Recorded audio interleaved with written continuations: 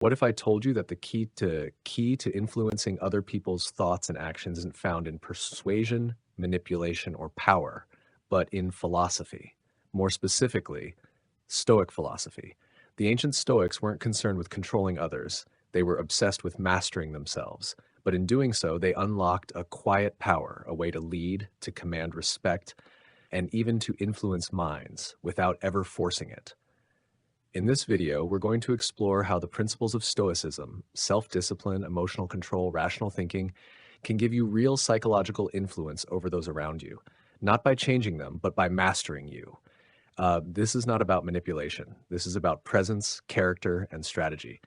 Welcome to Valois Empire. Let's dive into the Stoic path to real influence.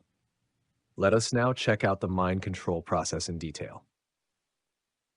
Step 1. Understanding the target. Before anything else, the manipulator will seek to develop a bond or connection to their potential victim. Good intent or friendship will be the first step because it makes the victim lower all their social and psychological defenses. Once the controller gains the target's trust, they now start getting them ready to plan the most effective method to invade them. The reading aims to tell whether their victim is vulnerable to their manipulation. Just like any project manager, they do not like dalliance on a subject they think might outsmart them and cause failure. Multiple clues are used to scan the victim. They include vocal style, body language, social status, gender, emotional stability, etc. A person's traits are often used to decode the strength of their defenses. At this point, the manipulator is going to be asking them questions like, are you introvert or extrovert? Are you weakly? Are you emotional? Are you self-confident? From these signs, they will readily tell if the person is cooperating. They're going to check out body posture and immediately analyze the victim. Excess blinking might insinuate that an individual is lying. Arms folded across the chest might show a lack of interest or insecurity. Taking large strides while walking might portray fear. As you can see, the body releases such a lot of data at any given time. It is essential to remember the signs that you are giving. The attacker has collected enough data from the target. They now understand their interests, strengths, weaknesses, routines, and so on. Using this information, they will choose an entry point that will allow for easy and accurate manipulation. They also decide whether the target is worth the effort. If they see one as an optimistic target, they move to the next step in the mind control process, unfreezing factual beliefs and values. Step 2. Unfreezing solid beliefs and values. Everyone has some beliefs and values engraved deep within. Most of them are the principles that were instilled in us since childhood, and others are acquired from experiences as we get older. We rarely abandon them, but revise them as we proceed. Most of them structure our identities, so we do not like them being interfered with. If these principles are threatened, contradicted, or questioned at any point in time, our natural reaction is to defend them through all means possible. However, if a good enough reason is given to us, we voluntarily question them ourselves. We undergo a process referred to as unfreezing. Many reasons can lead us to unfreeze. A breakup, the death of a loved one, religious interference, getting evicted from our homes, to name but a few. These situations force us to seek answers to complex cases, which goes as deep as questioning our core beliefs and values. Take this, for example. When I was an adolescent, we had some family friends who were solid Christians. It so happened that my best friend, who was my exact age, came from this family. His name was Sam. Sam used to tell me about the Bible and its teachings, trying to convince me to accept salvation and live according to its instructions. I remember asking him why he was so insistent on this issue, and he would respond that all problems were solvable with salvation and that life was much easier and happier. Fast forward about 15 years, Sam's mother was diagnosed with breast cancer. They tried all kinds of treatment available at the time, but cancer would grow back. One day, while talking to him about the issue, he looked at me with a pale face and said, "I think what they say about Christianity isn't real." Unsure about what he had just said, I asked him why he thought so. He responded that they had met many spiritual leaders for prayers, but his mother's cancer was only getting worse. What's worse, she wouldn't live for more than a year. Sad as Sam's story is, it makes us realize that some situations in life might force us to question the vital principles that we grew up with. In this case, my best friend had come to doubt the same religion that he once felt had automatic solutions to all or any of life's problems. In the exact same manner, a manipulator will dig deep into their victim's life to know their vulnerabilities and exploit them fully. These people will say anything they think their targets would like to hear. Once the victim swallows the manipulator's comfort, there is a shift in power dynamics, and the target is now ready for the manipulation. Step 3. Reprogramming the mind. The mind control process seeks to separate the target from their initial beliefs and start reprogramming their mind.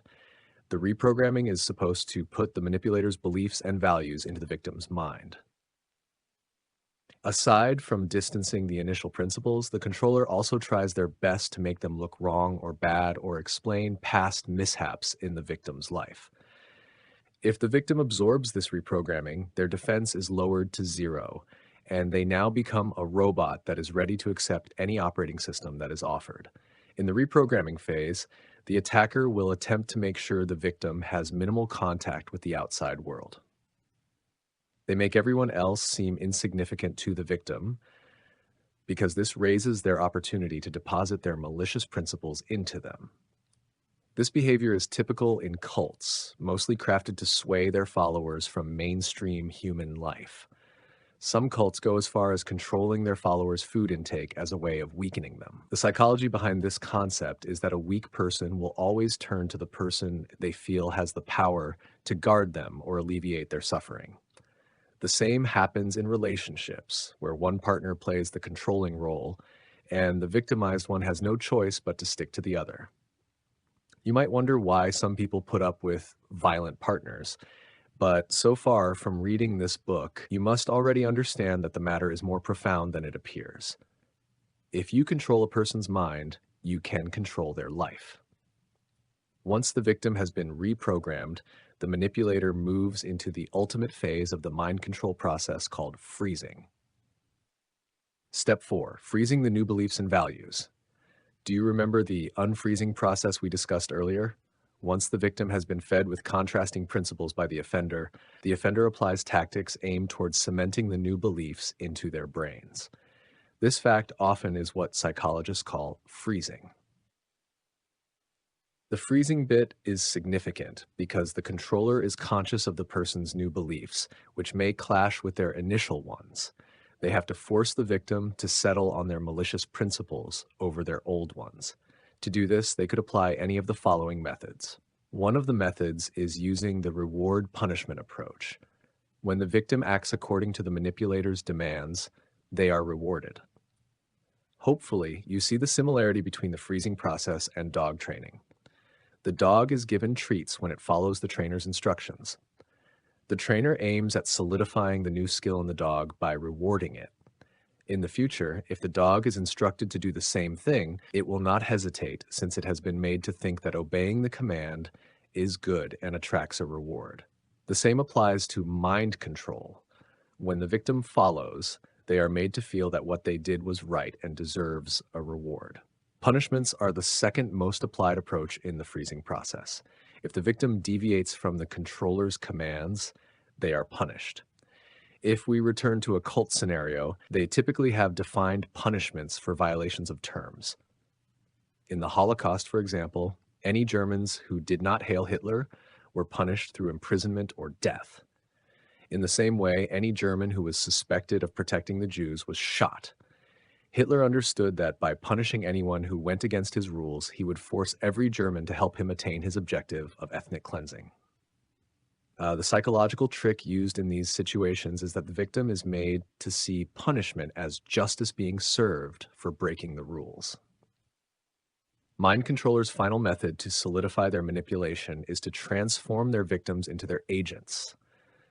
Better put, when the controller feels that the victim's pseudo-personality has materialized, they use them to distribute their worldviews, plans to make a clone of themselves in the other person.